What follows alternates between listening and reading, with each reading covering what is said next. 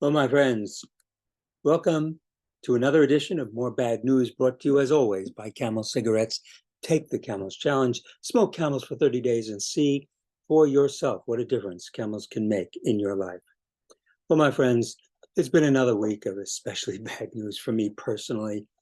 This week, a tractor arrived with a team of men working for a contractor that I hired to dig up my yard in order to replace the last of my clay sewer pipes. A century ago, almost all of the sewer pipes laid down in the city and much of the country were made out of baked clay, and they are now collapsing. I'd done this once before, about a decade ago, but for some reason, which now I do not understand, we didn't replace it all. Replaced half of it, and the other half now is collapsed. So back again, they come to uproot my beautiful little evergreen. I planted this as a sapling, and it was dug up after 10 years when it was about 10 feet tall, I guess. And we thought that it might not survive the trauma, but it did. And now it's 20 feet tall, just an absolutely beautiful tree. Uh, uh, I think I'll share my screen and just show you my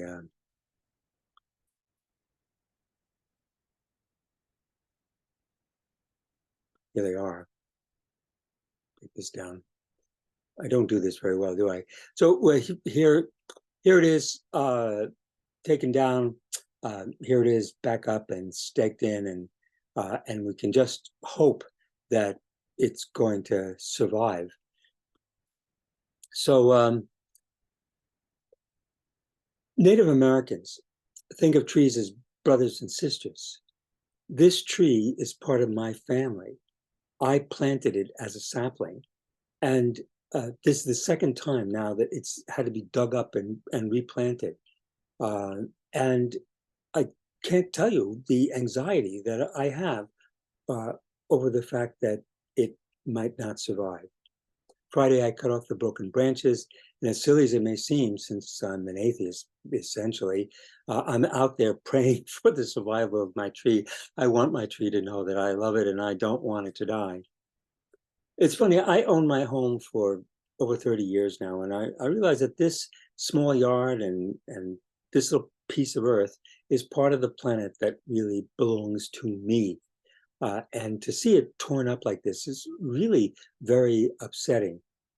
I watched for a day and a half as the contractor worked to repair the sewer pipe. He and a crew did an absolutely yeoman's job of putting the tree back. I really appreciated what they did.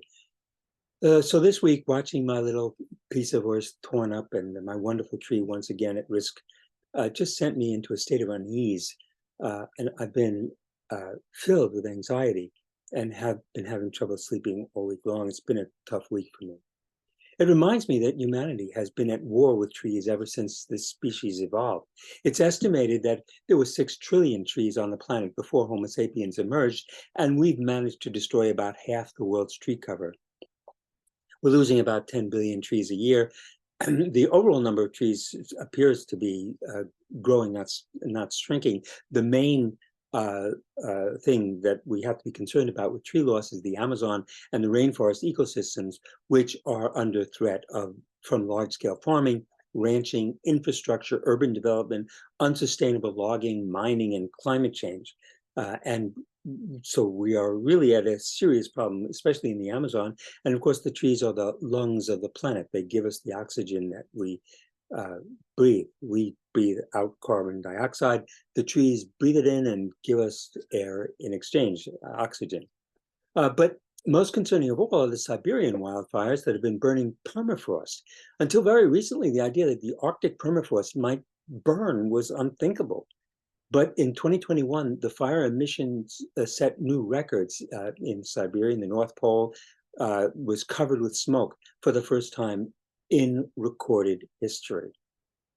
All of this might be less upsetting if I weren't reading the overstory.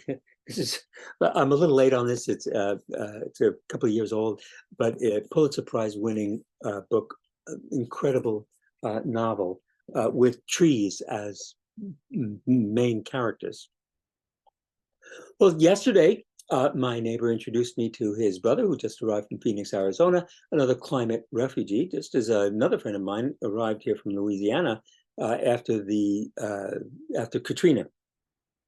And I'm just now reading Jeff Cook's book, The Heat Will Kill You First, 2023. That's a brand new book.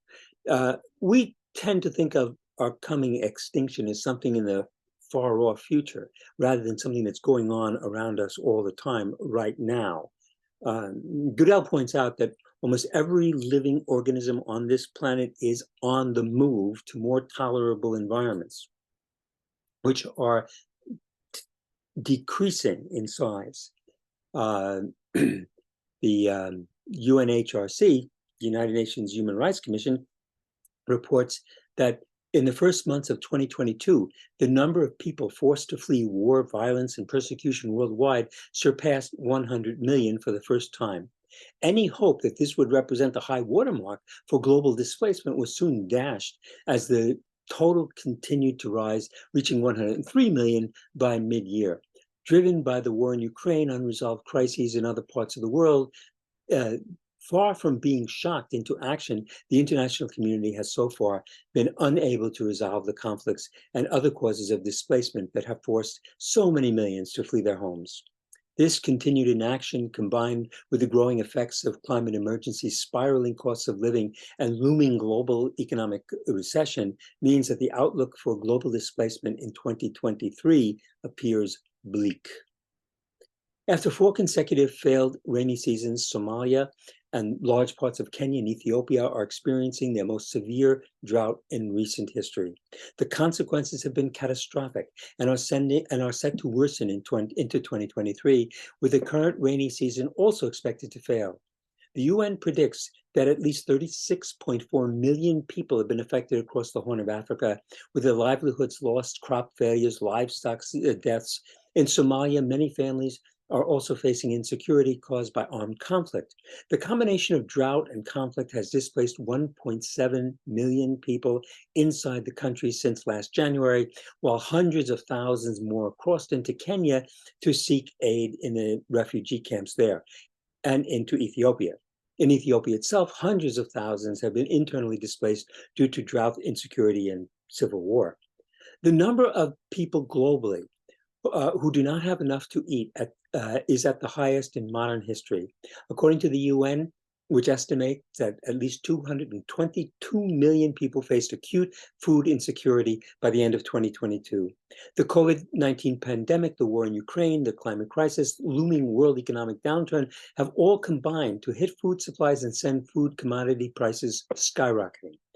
Forcibly displaced people coping with humanitarian crises and their host communities are disproportionately affected. Well, my friends, hopefully I'll be back next week with another edition of More Bad News. Until then, stay safe and remember that we don't have much time left. So take the Camels Challenge, see for yourself what a difference camels can make in your life. I'm going to be releasing at least what's in the box, and I'm thinking about doing another one on scientific racism. So I might get those done today. We'll see, but I'll see you next week.